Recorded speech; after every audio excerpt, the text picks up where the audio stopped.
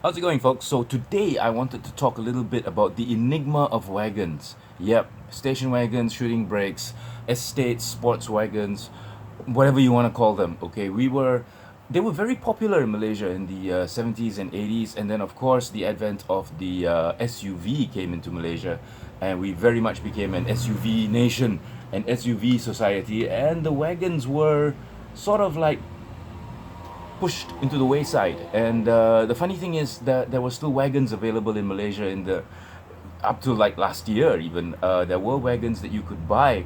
Volvo, of course, being the most prominent wagon available in Malaysia, but even they have kind of thrown in the towel now because Malaysians just really don't want to get into wagons. And now wagons to me are really really cool. I mean, wagons are probably the coolest, one of the coolest cars out there, other than a convertible. Now this is a 510 wagon, and there's another one here that I have which is unpainted, a 510. Can you see that? Yeah, a 510 wagon that's unpainted.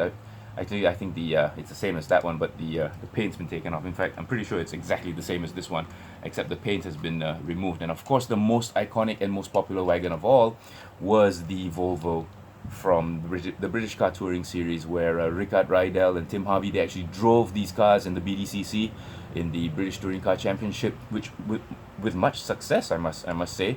It was really a masterstroke of genius for Volvo to actually go into the BTCC with wagons.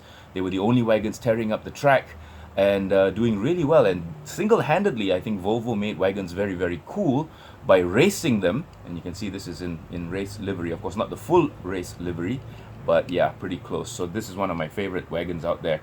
Not just in terms of models, but as well as the actual car.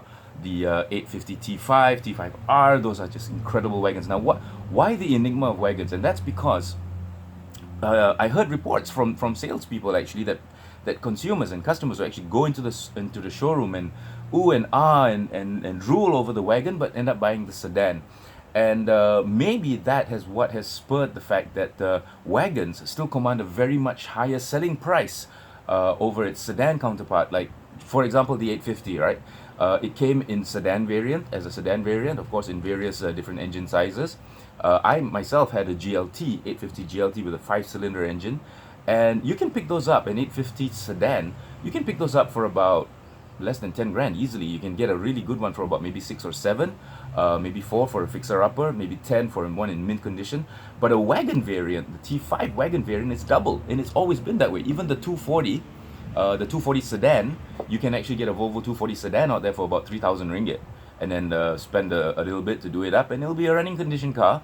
However, a 245, which is actually the 240's wagon, is double, triple the price. So yeah, that's the enigma of wagons. People don't buy them when they're new, but they go crazy over them when they're second hand. So it's just one of those things to me that has never been able I've never been able to put my finger on it. People don't buy them new, but they go crazy when it's in the second hand market. And sure enough, the prices of wagons have just stayed the same, or even appreciated. For example, my S123 Mercedes Benz wagon, the wagon variant of the W123 sedan, is now in 50,000, about 50,000, 60,000 ringgit. Crazy, absolutely crazy. You can pick up a 123 sedan for less than 10, so easily. But yeah, so the enigma of wagons is still going very very strong.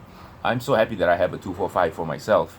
Yes, but unfortunately it's not with me right now. It's stuck in a workshop, thankfully locked in and indoors until the MCO is over. But the enigma of wagons is still very very rife. And I posted something in my community section, yeah, in regards to rendering by Theo on a Waja wagon, and then also a one-off prototype Wira wagon, which I think would have been fantastic if they had come up with that variant in the 80s or 90s. A Wira wagon would have been really really nice. I mean, there's a picture of it in my community section. Just go have a look at it over there. I think it's a clipping from a CBT article many years ago, but it's a one-off prototype. And I really wish they had made it, because can you imagine a wagon Wira? Wow, I mean, I would reckon the resale value of that wagon Wira would be double, triple the price of a Wira sedan right now, which you can pick up for as low as 2,500, 3,000 ringgit. But I think a wagon variant of the Wira would be in its teens easily, because look at the Arena, the pickup truck or Ute variant of a Proton Wira. Those are still holding really strong. I mean, it was sold as a jumbuck in Australia, and over here it's called the Arena, but those have held its value quite well. So yeah, the enigma of the wagon, the complexities of it, I just don't get it. It's so popular in the used car division, but not popular at all when it comes to when it was brand new. Anyway, so give me your thoughts on wagons. Why did Malaysia become an SUV society instead of a wagon society? Because I'll tell you, in Europe, wagons usually outsell sedans, and yeah, so there you go. But I guess it's global because the appeal of SUVs is all global. I mean, it's all over the world. Everybody loves SUVs, and the poor old wagon has kind of suffered, which is a shame because some of my favorite cars are actually wagons, and it's hard. It's not. I mean, it's not difficult to see why wagons are really cool. So yeah, tell me, would you buy a proton wagon? Like maybe somebody did comment, maybe not the Wira now because it's too old. Yeah, obviously. So maybe we can make what was it? The closest I guess we got to a proton wagon was the Suprema, wasn't it? Yeah. But maybe a Preve wagon, yeah, as you suggested, that would be quite cool. I think it would look really nice actually, a Preve shooting brake maybe.